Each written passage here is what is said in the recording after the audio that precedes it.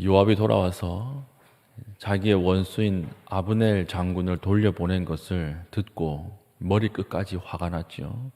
그래서 어제 본문에 몰래 다윗 뒤로 전령을 보내서 아브넬을 쫓습니다.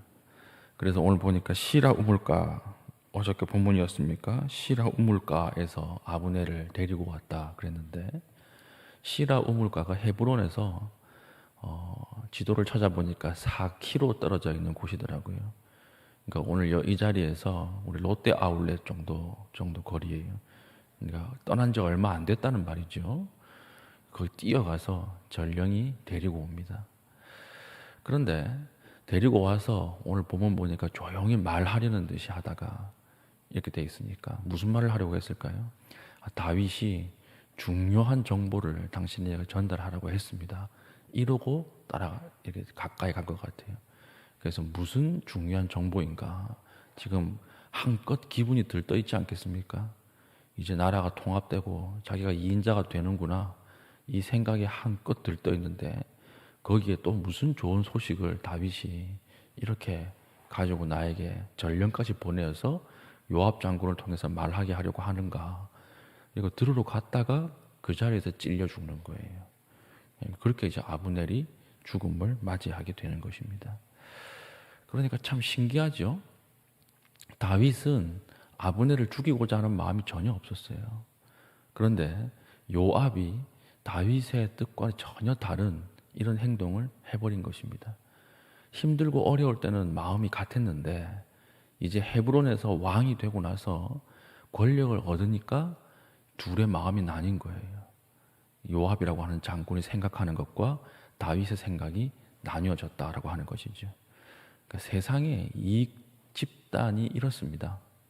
세상 사람들이 다 형제 같고 우리가 남이가 이렇게 이야기하지만 힘이 생겨 보십시오. 그럼 다 다른 마음을 품는 것이 이 사람의 모임이다라고 하는 것이죠. 그래서 시라 우물가에서 아브넬을 데리고 와서 이제 죽이는데, 근데 아브넬이 굉장히 유능한 장수 아닙니까? 굉장히 유능한 장수인데 아무 의심 없이 따라갑니다. 그래서 그 자리에서 죽어요. 보면 어떤 한 일이 이루어질 때는 착착착착 맞아 떨어지는 게 있어요.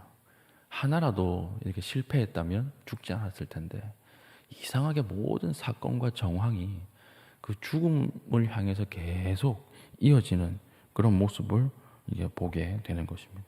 결국 아브넬은 암살을 당하게 되는 것이죠. 그런데 오늘 본문을 보니까 요압이 왜 아브넬을 죽였습니까? 전투에서 자기 동생 아사헬을 죽였기 때문에 복수했다. 이렇게 기록을 하고 있는데 정확하게 보면 사실 아브넬은 아사헬을 죽이고자 한 게 아니에요. 그렇지 않습니까? 너무 빨리 쫓아오니까 그 몇 번이나 따라오지 말라고 얘기했거든요. 그리고 창 뒤쪽 끝으로 탁 찔렀는데 달려오는 속도가 너무 빠르니까 죽은 거예요. 그러니까 정상 참작에 어떤 그 요인이 있습니다. 그런데 요압은 오늘 어떻게 한 거예요? 이건 명백한 고의적 살인이거든요. 고의적으로 죽인 거예요. 그러니까 이것은 율법을 어긴 것입니다. 하나님의 말씀을 어긴 것이죠. 그러니까 보면 이 요압이라고 하는 사람 굉장히 독특한 캐릭터의 사람이라고 하는 것을 알 수가 있습니다. 어떤 점에서 그렇습니까? 요압이라고 하는 사람은 다윗이 주문한 일에 명령한 일을 목숨 걸고 해요. 그리고 다윗이 잘못했을 때는 하나님의 이름으로 책망을 하기도 합니다. 어떻게 보면 다윗을 잘 따르고 하나님 앞에서도 충성하는 모습을 보이는데 오늘 본문에 딱 보니까 어떻습니까? 자기 마음에 들지 않으니까 다윗이나 하나님의 율법은 안중에도 없죠. 하나님이 고의적으로 살인하지 말라 그랬는데 아무런 거리낌 없이 그냥 불러서 죽여버리고, 그리고 이후에 다윗의 아들인 압살롬이 반역을 할 때 반역을 했지만 내 아들이니까 죽이지 말아 달라 이렇게 사정까지 했는데 요압이 어떻게 해요? 잔인하게 죽여버려요. 살인을 또 하는 것입니다. 이것을 보면 충성하고 하나님의 말씀을 잘 알고 하나님의 뜻대로 최선을 다하는 것 같은데 또 어떤 점에서는 전혀 그런 모습이 안 보이는 거예요. 이건 뭘까요? 충성하고 최선을 다하는 그 동기가 무엇과 맞을 때만 충성하는 사람입니까? 자기의 이익과 욕심에 맞을 때만 충성하는 사람이에요. 이게 굉장히 독특한 캐릭터라고 하는 것입니다. 근데 우리가 이렇지 않습니까? 우리가 참 이렇게 되기가 쉽거든요. 코로나 기간에 매주 교회에 나와서 예배도 드립니다.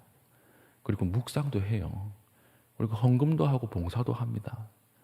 근데 이게 언제만 가능한 거예요? 다른 사람이 박수 쳐주고, 그리고 내가 시간이 있을 때만 이렇게 하는 거예요. 내가 시간이 없고 바쁘거나 다른 사람과의 갈등이 생기거나 어려움이 생기면 순종의 자리, 하나님 앞에 믿음의 자리를 떠나가는 것이 어렵지 않은 거예요. 이게 요압과 같은 그런 신앙생활이 될 수가 있는 것이죠. 이런 부분을 보면 참 조심해야 되는 것입니다. 우리가 하나님 앞에 다른 사람이 보기에는 멀쩡해 보이고 신앙이 좋은 것 같지만 하나님께서는 그 중심을 아시거든요. 가만히 돌이켜 보면 내가 좋을 때, 박수 쳐줄 때, 기쁠 때만 순종하고 그렇지 않을 때는 믿음의 자리를 떠나는 것이 자연스럽지 않습니까? 오늘 우리의 모습을 보고 기도하는 가운데 하나님 앞에 좀 새 힘을 얻는 시간 될 수 있기를 바랍니다. 이런 종잡을 수 없는 캐릭터였다라고 하는 것이고 자기의 마음과 이익이 모든 결정의 중심이었습니다. 그런데 이제는 아브넬이 죽었죠. 그리고 다윗이 이스라엘 전체 왕이 될 수 있는 가장 최상의 기회가 날아가 버린 것입니다. 날아가 버리니까 다윗은 어떻게 합니까? 원래는 죽여야 돼요. 요압을 죽이는 것이 하나님의 율법의 명령입니다. 그런데 죽일 수 있습니까? 없습니까? 못 죽입니다. 왜 못 죽입니까? 그래서 다윗을 39절에 보면 내가 기름 부음을 받은 왕이 되었으나 오늘 약하여서 스루야의 아들인 이 사람들을 제어하기가 너무 어려우니. 스루야의 아들이 누굽니까? 요압이에요.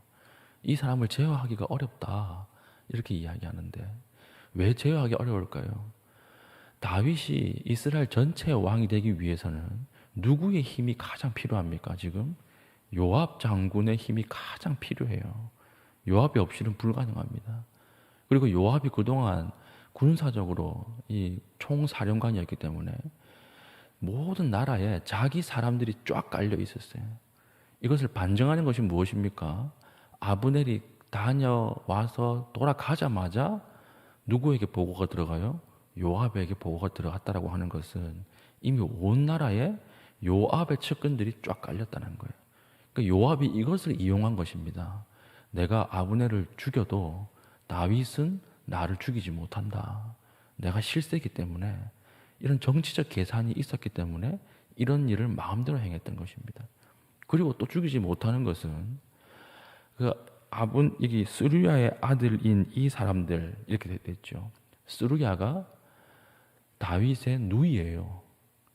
그러니까 이 스루야의 아들인 요압과 아비새 이 사람들은 자기의 사촌 동생이에요.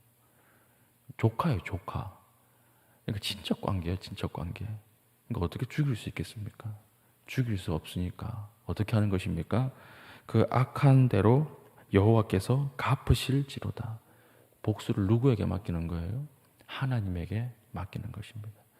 그리고 다윗은 어떤 행동을 하죠? 첫 번째, 적장이지만 아브넬에게 국가적인 장례식을 치러줍니다. 국장으로 바꿔요. 개인적인 장례가 아니라 국장으로 바꾸는 것은 왜 그랬을까요? 다윗이 죽였다라고 하는 오해를 불식시키기 위해서죠. 다윗이 사람을 보내서 죽였다 그러면 다시 전쟁이 일어날 것 아닙니까? 그러니까 이 전쟁 더 죄 없는 피를 흘리지 않기 위해서 국가장으로 치러주고, 그리고 또 무슨 행동을 하죠? 오늘 보니까 그 스루야의 아브넬의 명예를 마지막까지 지켜줍니다. 다른 모든 사람들로 하여금 나와서 울어라, 국가 행사다 이렇게 하면서 이 죽은 사람 아브넬의 명예를 지켜줌으로써 북이스라엘의 장로들의 마음을 다시 한번 이렇게 합치는 거죠. 북이스라엘 장로들이 10지파 아닙니까? 10지파가 이게 어떻게 된 일인가? 이러고 그 안에서 분열이 일어날 거 아닙니까? 전쟁해야 된다. 쳐들어가야 된다. 복수해야 된다.